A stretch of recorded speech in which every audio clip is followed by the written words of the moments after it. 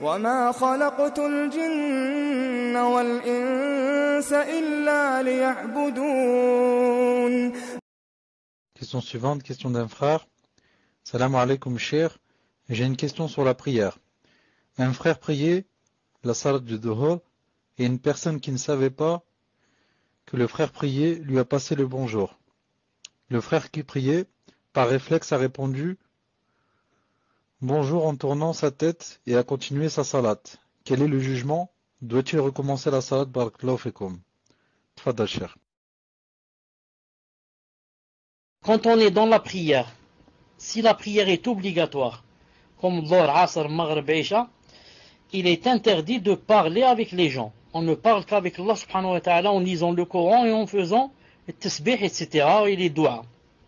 Si quelqu'un nous passe le salam, car même dans la salat, quelqu'un s'il rentre dans une pièce où là, il voit quelqu'un prier, il lui passe le salam, il ne dit pas il est en train de prier. Il lui dit salam alaykum. La personne qui est dans la salat, qu'est-ce qu'elle doit faire? Elle lève sa main. Elle lève sa main pour lui montrer que je t'ai entendu, donc voilà la réponse. Ma réponse c'est en levant la main, car c'est interdit de parler. Et ça c'est la sunna authentique du prophète sallallahu alayhi wa sallam. Vous avez compris? Donc même quand je rentre dans ma chambre et je trouve mon frère ou là, ma femme ou là, en train de prier, je lui dis salam alaykum. Et elle lève la main pour me dire que elle m'a entendu, wa alaykum salam wa rahmatullah, sans parler. C'est le muhim. Maintenant, si je parle, si quelqu'un me dit salam alaykum, par exemple, je lui dis alaykum salam wa rahmatullah. On va voir. Si je l'ai fait sciemment, je suis conscient et je l'ai fait sciemment.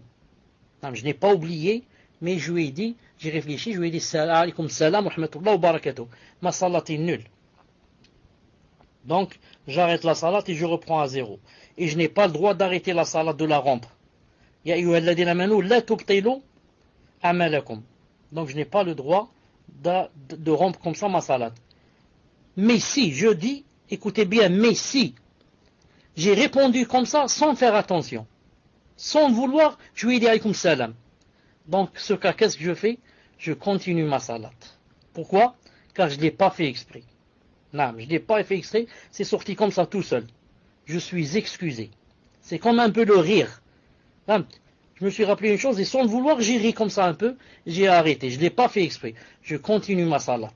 Je continue ma salat bi'idhnillahi ta'ala. Ça c'est quand la prière est obligatoire. Quand la prière n'est pas obligatoire, il y a un hadith authentique. Cheikh Al-Albani l'a cité rahimahullah que Abdullah ibn Abbas était en train de faire la salat. Et que quelqu'un est rentré et lui a tendu la main pour lui serrer la main, pour lui dire salam alaykum. Et Abdullah ibn Abbas était dans la salat et il lui a tendu lui aussi sa main. Et il lui a serré aussi sa main. Pourquoi? Car dans la salat nafila, beaucoup de choses sont permises. Beaucoup de choses sont permises. Au point où Cheikh Ibn Uthaymin dit que des fois tu peux même prendre le stylo pour noter une chose et rendre le stylo à sa place. Et aller ouvrir la porte. Et décrocher le téléphone pour qu'il sache que je suis en train de faire la prière. Et comme ça. Et montrer de ma main la chose, qu'elle est là-bas. Si on me demande la question où sont les clés, je montre avec ma main qu'ils sont là, à droite, à gauche. Tout cela, c'est permis dans la salat nafila avec des dalils authentiques, incha'Allah ta'ala.